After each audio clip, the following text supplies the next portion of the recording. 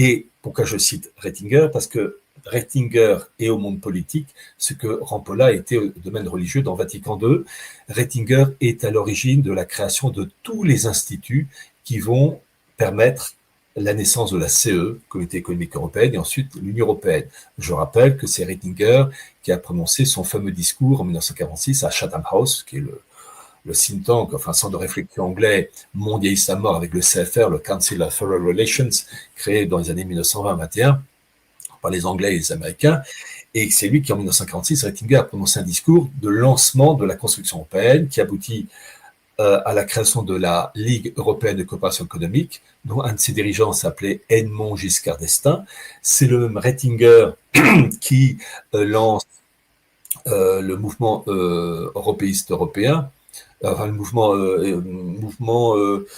européen unifié. Voilà, c'est ça le titre.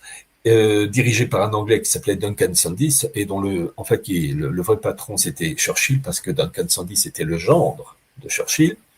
C'est le même Ratzinger qui a lancé le fameux congrès de la Haye de 1948 et c'est le même Ratzinger qui a lancé aussi le Bilderberg. Et je le citerai à un moment donné, le Bilderberg, dans la politique américaine dans un moment bien précis. Donc bien comprendre que nous avons dès le début XXe siècle Rampolla et Ratzinger, les deux branches, l'une spirituelle, l'autre politique, du mondialisme en action. Donc comme je l'ai dit, il y a Rampolla qui travaille avec Herzl, en lisant avec Herzl, pour le soutenir dans sa politique d'un État juif.